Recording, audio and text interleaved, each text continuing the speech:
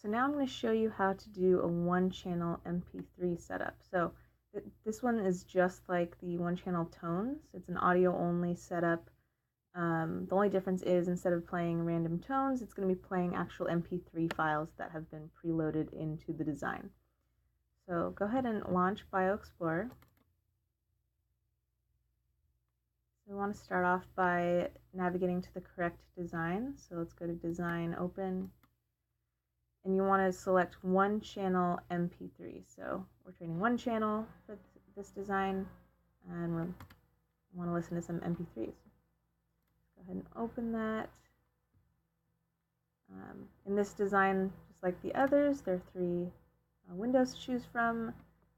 We don't care about instruments 2 that much, so let's just go straight into the signal diagram.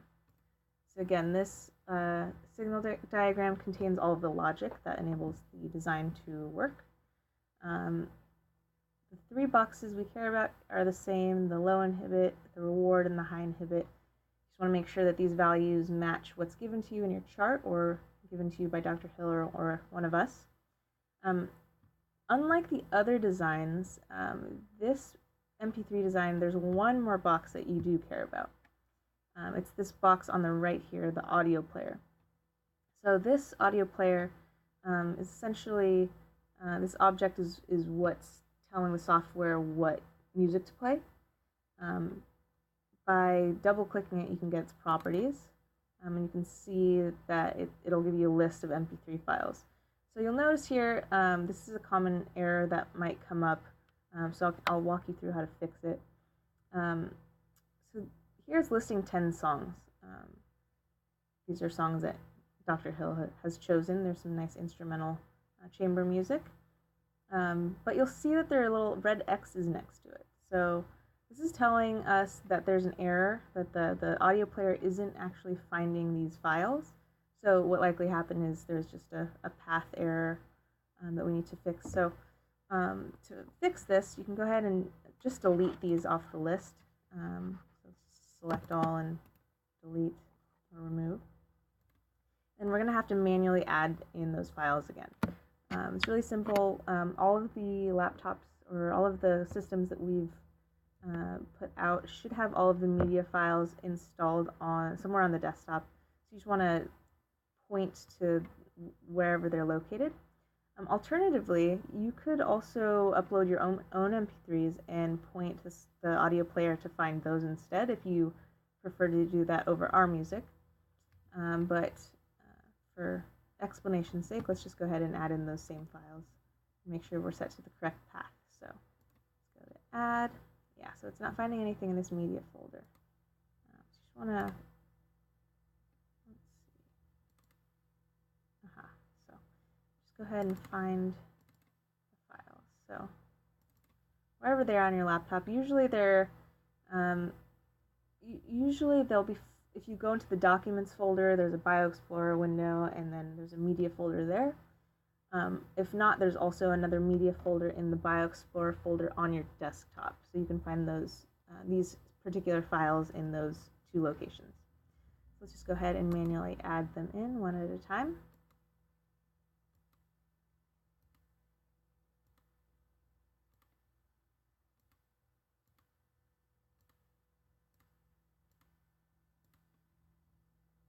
And again, like I said, you don't need to be adding these specifically. You can add whatever MP3 files are compatible. That's fine, whichever you prefer.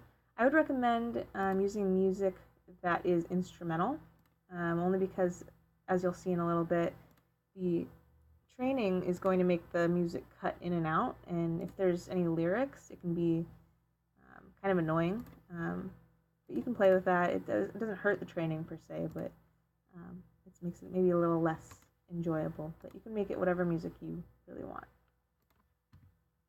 Alright, so we have each file now selected. Notice there are no red X's next to any of the names, which means they are being found properly. So you can just hit OK. Alright, so that is how you set up the signal diagram. So now that that's all done, we have 2 things left we need to do. We need to make sure we have our timer set and our amp is in the correct mode and connected. So let's go to our Instruments 1 window. Again, this window may look slightly different from the other designs, but I can assure you it's all doing the same thing. So let's go ahead, and we can see here that our timer is set to 30 minutes. That's fine. Sometimes for audio-only trainers, we would recommend training like a few extra minutes. So if we tell you to train 30 minutes, but you're doing audio only, maybe add another 3 to 5 minutes. So maybe 33 minutes or 35 minutes. So let's just set this timer to 33 minutes. To do so, you go to the Sessions tab, the timer. You can select the time and type in your training time. All right, so now you can see it's set to 33 minutes. So the last thing we need to check is the amp, make sure it's connected and in the right mode. So here we see that the PNWiz is connected on COM4. And if we drag this window down, we'll see the amp command window behind it, and we can see that we have power, we're in EEG mode, and everything else looks good. So if it was in HEG mode or 4-channel or anything else, we want to make sure that we deselect it and make sure EEG is the only thing selected. If anything else up here was selected, we just click it to turn it off. This is exactly how it should look. All right, so that's your entire setup. So I'll play back some data for you right now so you can see what it should look like and sound like when you have it set up correctly.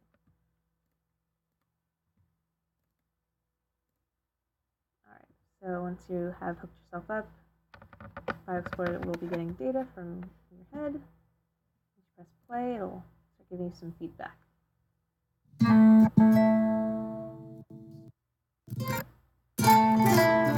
see it kind of cuts in and out depending on your brain activity, if it's making the appropriate amounts of brainwaves that we are asking.